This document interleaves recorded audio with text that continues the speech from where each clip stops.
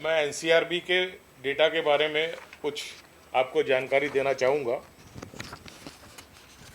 NCRB जो 2024 का data आया है उसमें हरियाणा की क्राइम रैंकिंग अगर टोटल मिलाए तो चौथे स्थान पे दिखाई गई है, दिल्ली, केरला और तेलंगाना के बाद। और अगर हम सिर्फ लोकल एंड स्पेशल लॉ देखें तो पाँचवा स्थान आता है, और दोनों मिला के देखें आईपीसी क्राइम और local and special law crime तो पाँचवें स्थान पे ये इन्होंने दिखाया गया है।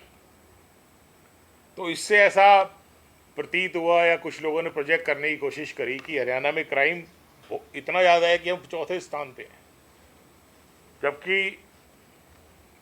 ये कुछ तथ्यों से थोड़ा हट के एनसीआरबी जो डेटा पब्लिश करता है वो हर स्टेट से डेटा मंगाता है और वो अपने सॉफ्टवेयर में डालता है और एक रिपोर्ट जनरेट करता है। क्योंकि पुलिस और क्राइम एक लोकल सब्जेक्ट है तो थोड़ी थोड़ी वेरिएशन हर स्टेट में है, जिसको मैं अभी आपको स्पष्ट करना चाहूँगा। हरियाणा में हम फ्री रजिस्ट्रेशन में विश्वास करते हैं और काफ़ी समय से हमारे यहाँ क्राइम खुले तौर पे दर्ज होता है। ये इस बात से स्पष्ट है कि रफली 40 से 50 हज़ार केसेस जो बिजली चोरी के हैं वो केसेस उसमें हम एफआईआर दर्ज करते हैं, जबकि बहुत सारे स्टेट हैं उसमें कोई एफआईआर नहीं दर्ज की जाती। इसका जब हमने डेटा निकाला तो हमने पाया कि हरियाणा में और यूपी में और बिहार में 3-4 स्टेट ऐसी हैं जहाँ पे बिजली चोरी के आप मुकदमे दर्ज करते हैं। बाकी स्टेट्स उसको शायद डीडी एंट्री कर देती है या कंपाउंडिंग कर देती हैं। कंपाउंडिंग हमारे यहाँ भी होता है, बट हम सारे मुकदमे में एफआईआर दर्ज करते हैं और जो कि हमारे क्राइम में ऐड हो जाता है।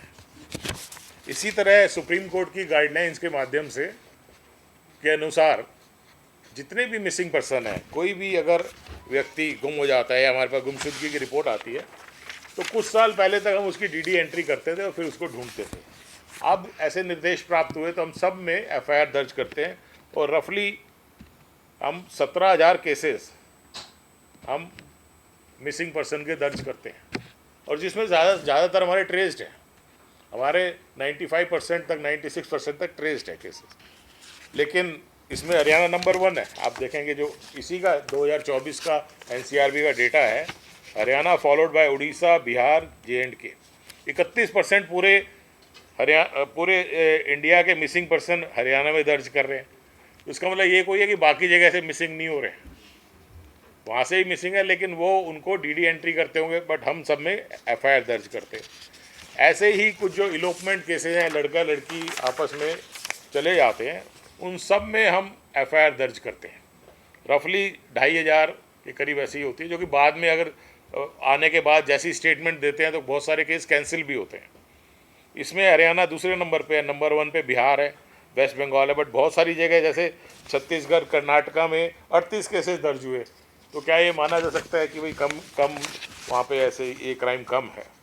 तो ये हर एक की लोकल प्रैक्टिसेस हैं, ठीक है। और इसी तरीके से क्योंकि हमारे यहाँ फ्री रजिस्ट्रेशन है तो हमारे कैंसिलेशन भी ज़्यादा है। कैंसिलेशन में हरियाणा नंबर 2 पे है, राजस्थान नंबर 1 पे है, फिर हरियाणा, फिर जे&के, हिमाचल, कर्नाटक, और बहुत सारे जगह तो आप देखोगे कैंसिलेशन है नहीं है। उड़ीसा में कैंसिलेशन केसेस बहुत कम है, वेस्ट बंगाल में बड़े कम है। तो इसका मतलब है कि वो वहाँ पर फ्री रजिस्ट्रेशन नहीं है, या फिर वो पहले डीडी एंट्री करते होंगे, जो भी उनका सिस्टम है। तो जो लोकल जो प्रथाएं हैं एफआईआर दर्ज करने की, उसके ऊपर एफआईआर कितनी दर्ज हुई है पूरे स्टेट में वो मैटर करती हैं। हमारे यहाँ हम इलेक्ट्रिसिटी, मिसिंग, इलोपमेंट सारे केसेस दर्ज करते हैं, और फ्री रजिस्ट्रेशन के कारण हमारे यहाँ चार्जशीटिंग रेट भी फिर कम हो जाती है। तो इसी आधार पे जब हमने इस पर स्टडी किया और हमने ये पाया कि अगर हम इलेक्ट्रिसिटी के केसेस हम निकाल दें तो हमारी जो रैंकिंग है वो ऊपर बढ़ जाती है।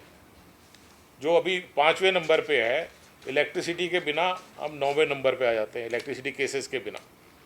और अगर मिसिंग वो भी निकाल दें जो बाकी स्टेट नहीं कर रहे हैं, तो हम 10वें नंबर पे हैं। और अगर हम ये एब्डक्शन के केसेस भी निकाल दें तो ये भी करीब कम ही है, बट 10वें नंबर पे हैं। और अगर हम कैंसिलेशन भी इसमें देखें, जो कैंसिलेशन हमारे 25,000 केसेस कैंसिल होते हैं, उसके अनुसार जो रियल केसेस अगर इतना हम कंपेयर करें तो हमारी रैंकिंग 14 रैंकिंग आती है। पूरे देश में हम 14वें स्थान पे हैं with the strike rate of 299 crimes per lakh of population. ये एनसीआरबी का ही डेटा है, बाय रिमूविंग दोज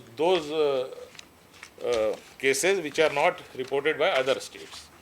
तो इस हिसाब से अगर आप देखेंगे तो हरियाणा में क्राइम सिचुएशन बाकी स्टेट्स के मुकाबले काफ़ी अच्छी है। हमसे जुड़े रहने के लिए हमारे YouTube चैनल को सब्सक्राइब करें और नई वीडियो की नोटिफिकेशन के लिए बेल आइकॉन को दबाएं। अगर आप ये वीडियो Facebook पर देख रहे हैं तो लाइक जरूर करें और ज्यादा से ज्यादा शेयर करें। धन्यवाद।